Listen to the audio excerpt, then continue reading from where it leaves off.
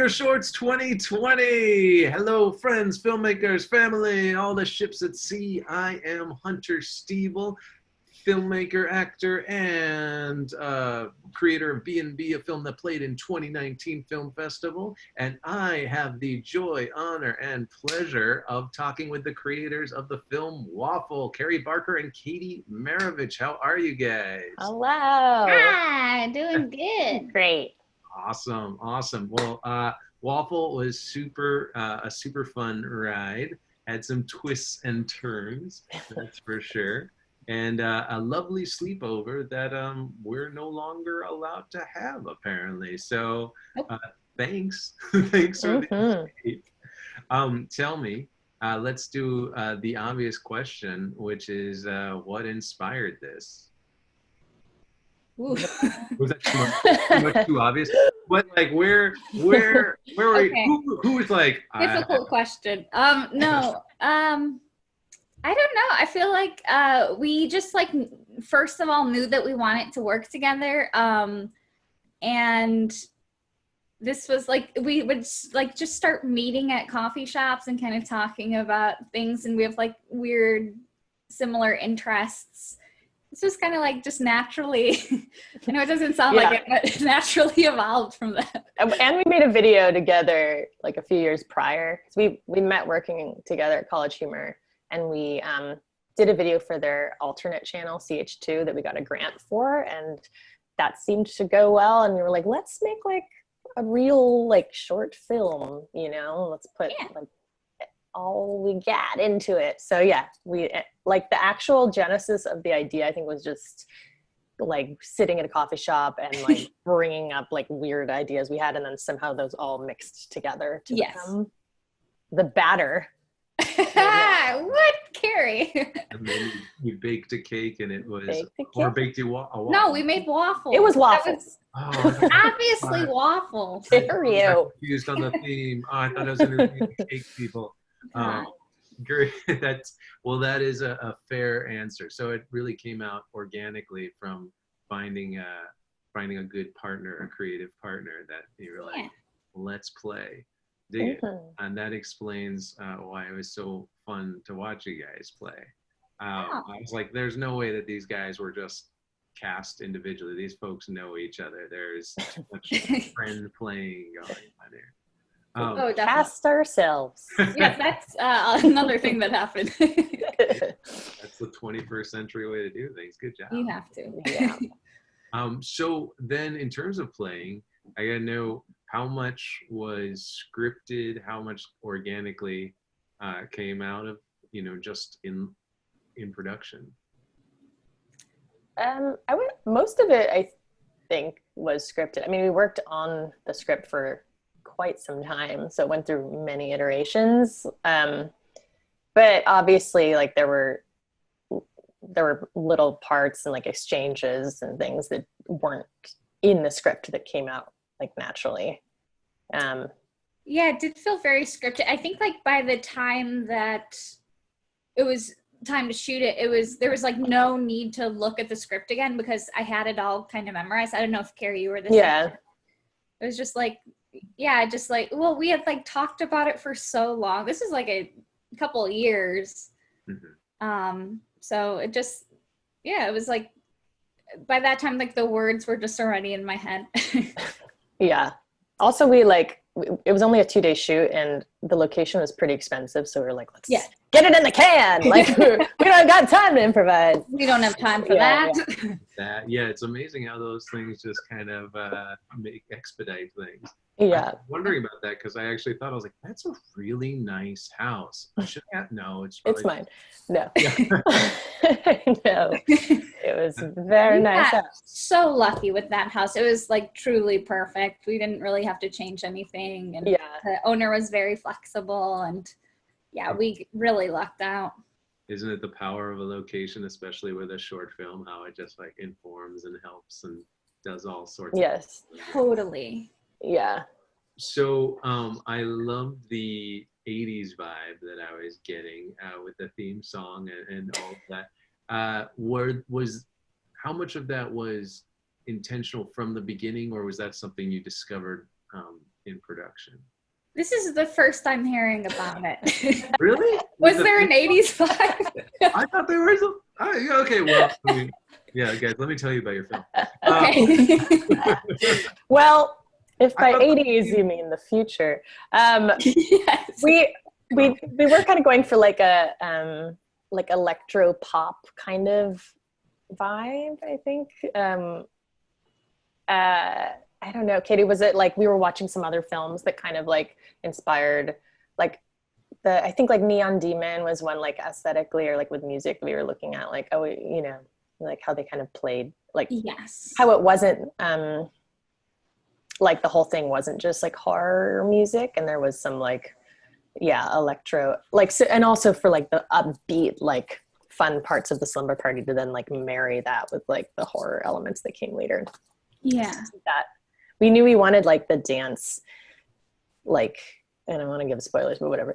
The like dancey vibes in the middle to like come back at the end. What was that? That was my phone. That Okay. I has a Overlook Hotel case I put on it, and since I did that, it keeps flying off of objects. So my phone's haunted now, guys. Yeah, it is. 1 star. Haunted. My wife and I say that to each other all the time. 1 star. So, well, our films share a similar rating theme, so I was totally into that. What part of the conversation? When did you hook into that idea of, you know, this rating and kind of, you know, rating personal interactions, that sort of thing, being able to hire a friend? Yeah. Do I think, keep asking the hard Go ahead. question? well, we were interested in the idea of friend rentals because we had like kind of heard about that phenomenon existing in the world, but it's not in an app form at all. So we were just thinking of like, how would that maybe play out in the future? And then it kind of naturally, you could see it playing on like the gig economy, and then like, Yeah, it's definitely like Black Mirror inspired, just like the importance of your phone, which, yeah, we wanted that element to be a part of it, but not like a huge part of it, but yeah. And then, so I feel like this film just kept having turn after turn, even if they were just little ones. And for example, the credits at the end there, I was just like, oh, we're going there. Holy. Was that always scripted? And tell me about that. What was the deal? give me details. I feel like we went through several different endings. And like that, it was like towards the end of writing this that like we realized that that's how it should end. And it just like kind of clicked. We had we played with having another character in there, and yeah, like this has been through so many different iterations, and like this was the one that we just like happened to settle on, but I think it works the best. Yeah. Yeah. I mean, and we did have to shoot that scene on another day, which ended up being for the best, but we ran out of time. And so, yeah, the expensive place, they were like, well, I guess we'll shoot this like in my backyard. But actually, we felt like it ended up working much better. Yes, it works. Yeah, so much better. The issue was there were a bunch of insects. Yeah, I got like 400 bug bites. Like 1,000 mosquito bites. It was worth it. It was worth it. Worth it. What was the actual organs? They were. I'm not even sure. We went to, Kerry and I did like a lot of the production and stuff, and for this extra scene, it was like on us to like find the organs. So we drove to like a bunch of different supermarkets, just being like, do you got anything that looks like human? And I think they were like pig. It was like a pig heart. I think it was pig.